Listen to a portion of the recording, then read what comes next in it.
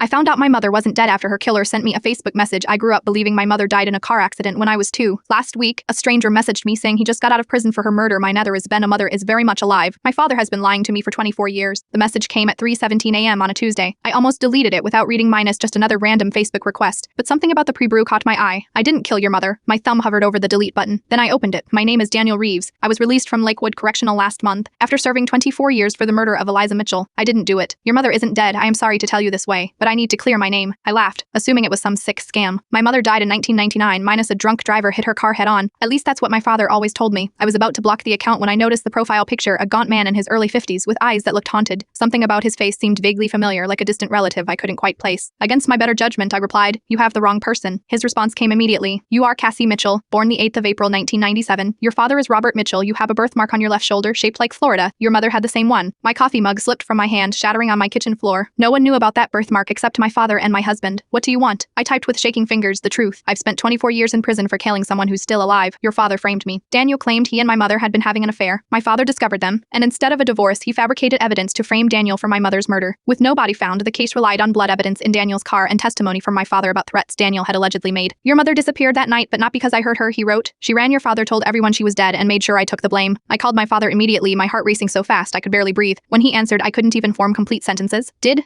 Mom really die in a car accident?" The silence that followed told me everything. "Who contacted you?" he finally asked, his voice barely audible. "Daniel Reeves." I heard a glass shatter on his end of the line. "Cassie, listen to me. It's complicated. I need to explain in person." "Is she alive?" I screamed. Another silence then. For 2 days I couldn't eat or sleep. I called in sick to work and sat in my apartment staring at walls, trying to process that my entire life had been built on a lie. The mother I lit birthday candles for every year, whose grave I visited with flowers on Mother's Day, whose faded photos I treasured minus, was somewhere out there breathing, living a separate life. My father finally came over yesterday. He looked older than I'd ever seen him, shoulders hunched under the weight of his confession. "I love your mother more than anything," he began, tears streaming down his face. "When I found out about the affair, something in me broke. I wanted to hurt them both." He admitted to everything, minus planting evidence, lying to police, coaching me since childhood to believe my mother was dead. He claimed he never intended for Daniel to serve so much time, that he thought the case would fall apart, that he was too proud to admit what he'd done after it went too far. "Where is she?" I demanded. "Last I heard, Arizona." "She has a different name now." He handed me a folder containing everything he knew, her last known address, her current name, old photos I'd never seen. "I haven't decided what to do yet. Part of me wants to get on the next plane and find her. Another part is terrified of what I'll discover. Does she know what happened to Daniel? Did she ever try to find me? Has she spent 24 years building a new life, a new family? Meanwhile, Daniel wants to meet. He says he has letters from my mother that she sent him before she disappeared, minus letters my father doesn't know about. My whole life, I've mourned someone who never died. Now I have to decide if I am ready to meet the ghost who raised me from beyond a grave.